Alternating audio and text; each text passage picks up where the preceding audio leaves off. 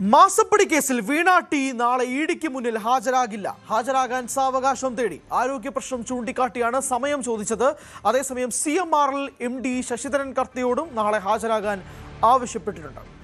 നവമി ദിനേശ് വിശദാംശങ്ങളുമായി. നവമി, രണ്ട് ചോദ്യങ്ങൾ. ഒന്ന്, ഇന്ന് 5 ഉദ്യോഗസ്ഥർ EDയെ കാണുകയാണ്.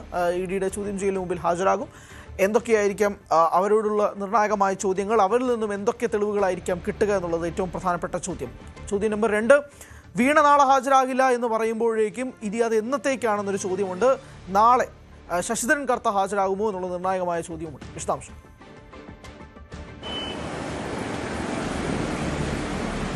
ഹരി, ഈ കേസുമായി ബന്ധപ്പെട്ട് എക്സാലോജിക് CMRL കേസുമായി ബന്ധപ്പെട്ട്, മാസപ്പടി കേസുമായി ബന്ധപ്പെട്ട് ഏറ്റവും പ്രധാനപ്പെട്ട കാര്യം അത് വീണ വിജയനെ ചോദ്യം ചെയ്യലാണ്.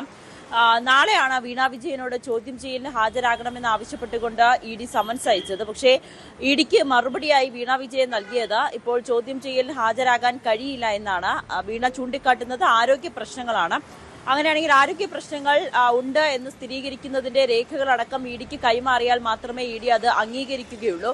എന്തായാലും അത്തരത്തിലുള്ള രേഖകളും ED ആവശ്യപ്പെട്ട മറ്റു ചില രേഖകളും അഭിഭാഷകൻ മുഖേന കൊടുത്തയക്കാമെന്നാണ് വീണ വിജയൻ EDക്ക് നൽകിയിരിക്കുന്ന മറുപടി മെയിലിൽ പറയുന്നത്. അങ്ങനെയാണെങ്കിൽ ഏത് ദിവസത്തേക്കാണോ ഇന്നിപ്പോൾ ആരോഗ്യ പ്രശ്നം ചൂണ്ടിക്കാട്ടിയെങ്കിൽ മറ്റൊരു ദിവസത്തേക്കായിരിക്കും ചോദ്യം ചെയ്യലിന് ഹാജരാകണമെന്ന് ആവശ്യപ്പെട്ടുകൊണ്ട് ED സമൻസ് അയക്കുക. അത് ഇന്ന് തന്നെ ആ സമൻസ് അയക്കും. അങ്ങനെയാണെങ്കിൽ പുതിയ തീയതി എന്നാണ് ഇനി അറിയേണ്ടത്. ഉടനെ തന്നെ, വളരെ വൈകാതെ തന്നെ വീണ്ടും ED നോട്ടീസ് അയക്കുമെന്നാണ് അറിയാനായി സാധിക്കുന്നത്. ആദ്യം വീണ വിജയൻ ഹാജരാകുമെന്നൊക്കെ പറഞ്ഞിരുന്നെങ്കിൽ പോലും ഇന്നലെ വൈകിട്ടോടുകൂടിയാണ് വീണ പറയുന്നത് തനിക്ക് ഇന്ന് ഹാജരാകാൻ കഴിയില്ല, ആരോഗ്യ പ്രശ്നങ്ങളുണ്ടെന്ന്. പക്ഷേ ആവശ്യപ്പെട്ട രേഖകളെല്ലാം തന്നെ EDക്ക് മുന്നിൽ വക്കീൽ മുഖേന ഹാജരാക്കാം എന്നുകൂടി വീണ മറുപടി അയച്ച ഇമെയിലിൽ വ്യക്തമാക്കുന്നുണ്ട്. ഇനി അറിയേണ്ടത് എന്നാണ് വീണയെ ചോദ്യം ചെയ്യാൻ വിളിപ്പിക്കുക എന്നതാണ്. അതോടൊപ്പം തന്നെ നാളെ ശശിധരൻ കർത്തേനെ ചോദ്യം ചെയ്യാൻ വിളിപ്പിച്ചിട്ടുണ്ടായിരുന്നു. പക്ഷേ ശശിധരൻ കർത്തയ്ക്ക് നമുക്കറിയാം ആരോഗ്യ പ്രശ്നങ്ങളുള്ളൊരു വ്യക്തിയാണ്. ED അയാളുടെ വീട്ടിൽ നടത്തിയ റെയ്ഡിൽ പോലും അദ്ദേഹം പങ്കാളിയായിരുന്നില്ല, ആശുപത്രിയിലായിരുന്നു. ഇനിയിപ്പോൾ നാളെ ചോദ്യം ചെയ്യലിന് ഹാജരാകുമോ എന്നതും വ്യക്തമായിട്ടില്ല. എന്തായാലും ഇന്ന് തന്നെ അതിലൊരു മറുപടി അദ്ദേഹം നൽകുമെന്നാണ് അറിയാനായി സാധിക്കുന്നത്.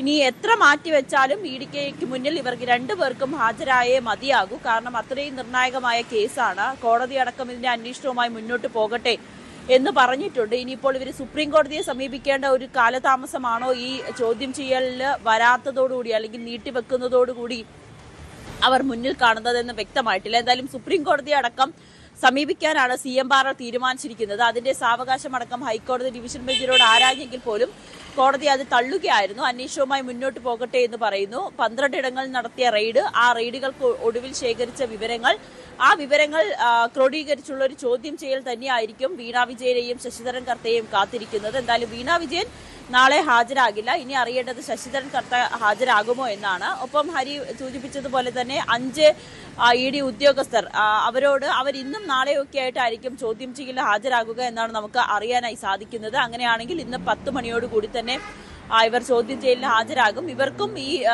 മാസപ്പടി കേസുമായി ബന്ധപ്പെട്ട് എന്തെങ്കിലും വിവരങ്ങൾ അറിയാമോ, ഈ എക്സാലോജിക്ക് എന്ത് സേവനമാണ് CMRL നൽകിയത്, ഇതൊക്കെ ജീവനക്കാരുടെ അറിവോടുകൂടിയായിരുന്നു. ഇത്രയും പണം എങ്ങനെയാണ് വീണയുടെ അക്കൗണ്ടിൽ അടക്കം എത്തുന്നത് എന്നീ കാര്യങ്ങളായിരിക്കും ജീവനക്കാരിൽ നിന്നും ചോദിച്ചറിയുക.